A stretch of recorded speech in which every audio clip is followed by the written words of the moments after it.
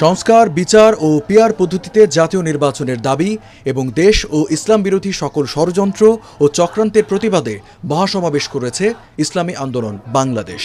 ২৮ June দুপুরে রাজধানীর সোহরাওয়ার্দী উদ্যানে এই সমাবেশ অনুষ্ঠিত হয়। এতে জামায়াতে ইসলামী, এনসিপি, গণ অধিকার পরিষদ, এবি পার্টি সহ বিভিন্ন দলের নেতারা যোগ দেন হিন্দু, বৌদ্ধ, খ্রিস্টান সম্প্রদায়ের নেতারাও। তবে সংখ্যানুপাতিক নির্বাচনের বিরোধী হওয়ায় বিএনপিকে মহাসমাবেশে আমন্ত্রণ জানায়নি দলটি। দেখা যায়নি বিএনপির কোনো নেতাকেও। সকাল 10টায় কোরআন তিলাওয়াতের মাধ্যমে শুরু হয় মহাসমাবেশের প্রথম পর্ব। এতে বক্তব্য দেন সারা দেশ থেকে আসা দলের জেলা ও মহানগর পর্যায়ের নেতারা।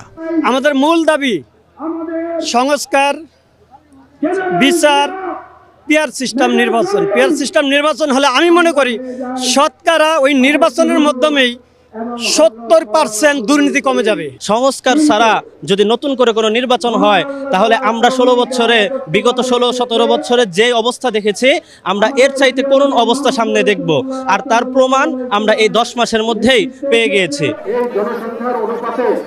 দুপুর 2টায় শুরু হয় মহাসমাবেশের মূল পর্ব। এতে সভাপতিত্ব করেন ইসলামী আন্দোলন বাংলাদেশের আমির চরমোনাই পীর সৈয়দ মোহাম্মদ রেজাউল করিম। মহাসমাবেশে একাত্মতা প্রকাশ করেছে জাতীয় নাগরিক পার্টি। দলের নেতা সার্জিস আলম বলেন, নির্বাচনের পূর্বে বিচার ও মৌলিক সংস্কারের প্রশ্নে কোনো আপোষ নয়।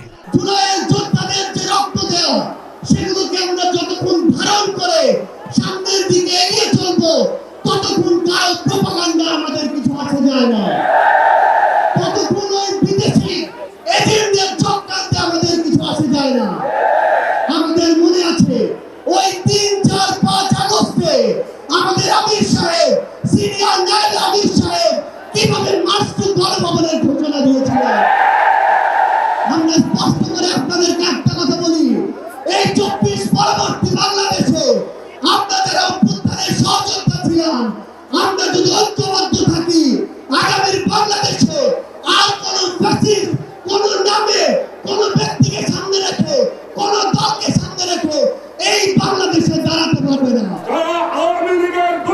মূলত সংস্কার, বিচার ও পিআর পদ্ধতিতে নির্বাচনের পক্ষে জনমত তৈরি করতেই এই মহাসমাবেশের ডাক দিয়েছে ইসলামী আন্দোলন বাংলাদেশ।